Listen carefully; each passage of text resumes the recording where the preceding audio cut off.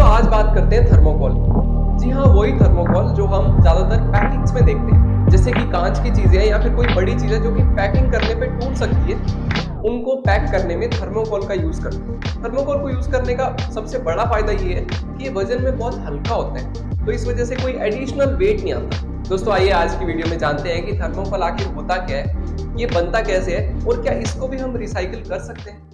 दोस्तों इसका साइंटिफिक नाम है पॉलीस्टाइरीन और ये स्टाइरिन मोनोमर से बनता है और ये एक तरह का प्लास्टिक ही होता है। दोस्तों जो प्लास्टिक होता है वो बेसिकली पेट्रोलियम का एक बाय प्रोडक्ट होता है, इसीलिए जब भी हम प्लास्टिक बैन की बात करते हैं तो सऊदी अरेबिया इसके सबसे पहले अगेंस्ट में खड़ा होता है, क्योंकि कहीं ना कहीं उनको इससे सबसे ज्यादा फायदा हो रहा है, क्योंकि प्लास्टिक कहीं ना कहीं एक पेट्रोलियम का ही बाय प्रोडक्ट है।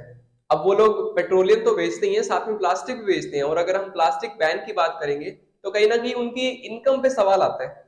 इसी वजह से वो लोग जब भी प्लास्टिक बैन की बात होती है उसके अगेंस्ट में खड़े हो जाते हैं। दोस्तों थर्मोकोल बेसिकली पॉलीस्टाइरीन है। अब ये जो स्टाइरीन होता है ये जब भी भाप के संपर्क में आता है, यानी कि वेपर के संपर्क में आता है, तो ये फूल जाता है। तो सबसे पहले इसको वेपर के संपर्क में लाया जाता है, यानी कि इसको स्टीम चैम्बर में डाल देते हैं, तो इससे ये जो होता है फूल जाता है और एक तरह से दाने बन जाते हैं इसके छोटे छोटे। अब इसीलिए ही थर्मोकोल का वेट इतना कम होता है, क्योंकि इसके अंदर हवा भरी हुई होती है। दोस्तों अब इन छोटे छोटे दानों को स्टीम चैम्बर से निकाल के पैकेट्स में डाल के रख लेते हैं। अब आपको जिस टाइप की शेप इसकी रिक्वायर्ड है उसी टाइप की मोल्डिंग मशीन में इसको डालते हैं और एक स्पेसिफिक टेम्परेचर और प्रेशर पे इसको गर्म करते हैं।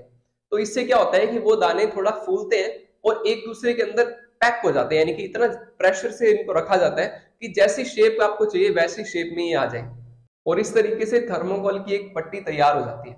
अब आपको जो भी साइज चाहिए उसमें आप उसको कट कर सकते हो, या फिर आप उसी टाइप की मोल्डिंग मशीन से इसको बना ही सकते हो। अब दोस्तों इसके रिसाइकलिंग की बात करें तो आज से 5-7 साल पहले तक इसकी कोई रिसाइकलिंग नहीं होती थी।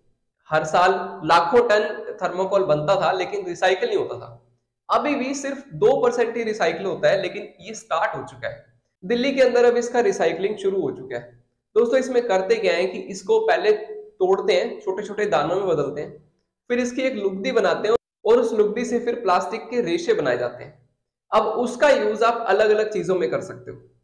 फोटो फ्रेम से लेके चूड़ियां तक इससे बनाई जा सकती है। भारत में हर साल लगभग 10 लाख टन थर्मोकोल बनता है, लेकिन इसमें से सिर्फ 2% ही रिसाइकल हो पाता है। अब जितनी क्वांटिटी हम बना रहे हैं उसके मुकाबले तो रिसाइकलिंग कुछ भी नहीं हो पा रहा, लेकिन कहीं ना कहीं ना से बेहतर है और इसकी शुरुआत हो चुकी है। दोस्तों वो कंपनीज जो कि थर्मोकोल को सबसे ज्यादा यूज करती है पैकिंग में, वो कंपनीज अब इसे रिसाइकल करवाने लगी है। हालांकि जितना हम बना रहे हैं उसके हिसाब से रिसाइकल कुछ भी नहीं हो पा रहा, लेकिन कहीं ना कहीं ना से ये बेहतर है। आपको ये वीडियो कैसा लगा कमेंट में जरूर बताइएगा। मिलते हैं आपसे अगली वीडियो में।